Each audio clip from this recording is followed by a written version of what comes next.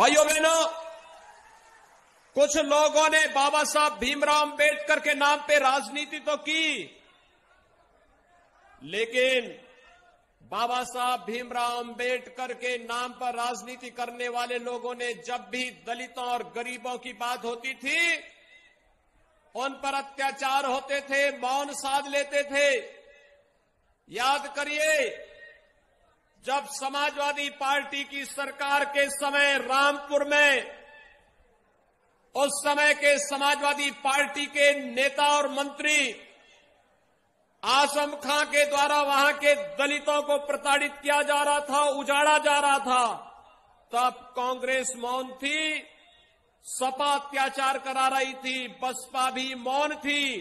तब केवल और केवल भारतीय जनता पार्टी आंदोलन कर रही थी, क्योंकि वहां पर गरीबों और दलितों को उजाड़ करके उस समय सत्ताधारी दल का एक मंत्री सत्ता के संरक्षण में अराजकता पैदा कर रहा था, लेकिन ये हमें स्वीकार्य नहीं था।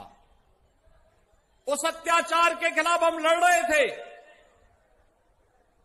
और यही नहीं, समाजवादी पार्टी की सरकार के समय तो अराजकता ही उसका पर्याय हो गया था। देश के अंदर एक नारा चल पड़ा था, जिस गाड़ी में सपा का झंडा समझो होगा कोई जाना पहचाना गुंडा, यानी ये नारा ही चल गया था, लोग ये मान लिए थे। लेकिन इस गुंडागिर्दी की कमर तोड़ने का कार्य अगर किसी ने किया है तो हमारी सरकार ने प्रदेश के अंदर 2017 के बाद आने के बाद किया।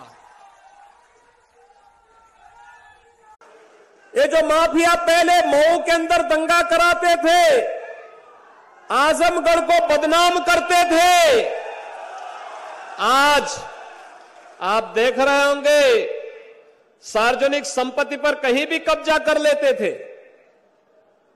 आजमगढ़ समाजवादी पार्टी की सरकार में आतंक का गढ़ बन गया था। यहां के नौजवानों के सामने पहचान का संकट आ खड़ा हो गया था। वे देश के अंदर कहीं जाते थे, धर्मशाला में कमरा नहीं मिलता था, होटल में पैसा देने के बावजूद भी कि अब वहां पर कोई कमरा नहीं मिल पाता था।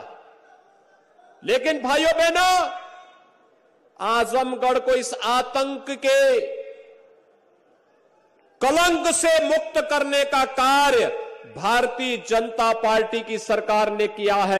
क्योंकि ये लोग सत्ता में आकर के जिस प्रकार की तबाही मचाए थे, गरीबों की जमीनों पर, दलितों की जमीनों पर, व्यापारियों के प्रतिष्ठानों पर कब्जा करके जिस प्रकार की अराजकता इन्होंने पैदा की थी, ये किसी से छुपा हुआ नहीं। और आजमगढ़ तो इससे अपने आप को कैसे वंचित रख सकता है? आजमगढ़ तो इसका सबसे बड़ा भुक्तभोगी था। आजमगढ़ के नौजवान आजमगढ़ के बाहर जाते थे, पहचान का संकट खड़ा हो गया था। कोई धर्मशाला में कमरा नहीं देता था, होटल में आजमगढ़ का नाम लेते ही लोग कह देते भैया यहां कमरा नहीं, रूम खाली नहीं।